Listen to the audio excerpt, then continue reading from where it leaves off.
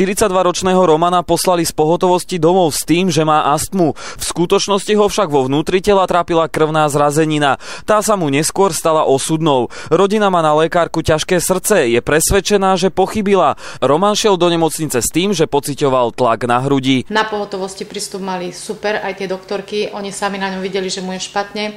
Napísali mu, áno, že má bolesti náhrudníka, s tým tam vlastne on išiel bolesti náhrudníka, zadýchava sa, 2-3 metre prejde, musí si oddychnúť, že nevydrží akože dlho. Lekárka z pohotovosti ho poslala na interné, kde v sprievodnom liste prosila o odborné vyšetrenie. To sa však podľa Romanovej rodiny nekonalo. A samozrejme, že ako každá doktorka, tak sa opýta, či nie je náhodou na niečo alergicky, lebo však už hlavne kvôli tomu, že keď vám dajú nejaké lieky, aby ste nemali nejaké pomimo nejaké iné príznaky alebo to, nejaké reakcie, tak povedal, že áno, však nápel. No, že na ten pel my sme vlastne, každý druhý sme alergicky.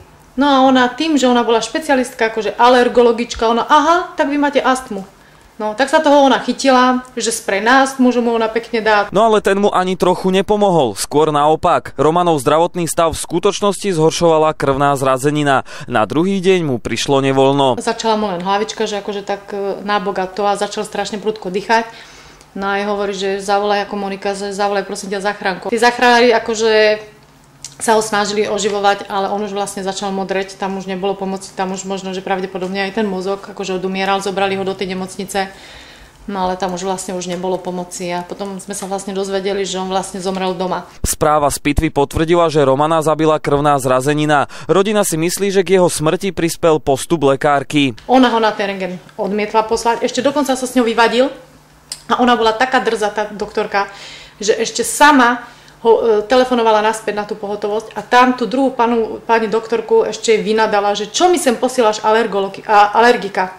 A on keď je povedal, že on žiadny sprej nechce, on chce jasne, vyslovene chce rentgen plúc a ona stále, že aby sa jej on do toho nestaral, tá sestrička povedala, že pani doktorka vie, čo mu predpisuje. Nám sa nejedná o ten deň. Možno, že keby ho v ten deň, áno, že hospitalizovali, že by to neprešiel, by zomrel. Je to možné. Ale on prišiel do tej nemocnice, aj keď prišiel za 5:12 prosiť tú doktorku o pomoc, hej, prišiel na vlastných nohách a na vlastných nohách odišiel.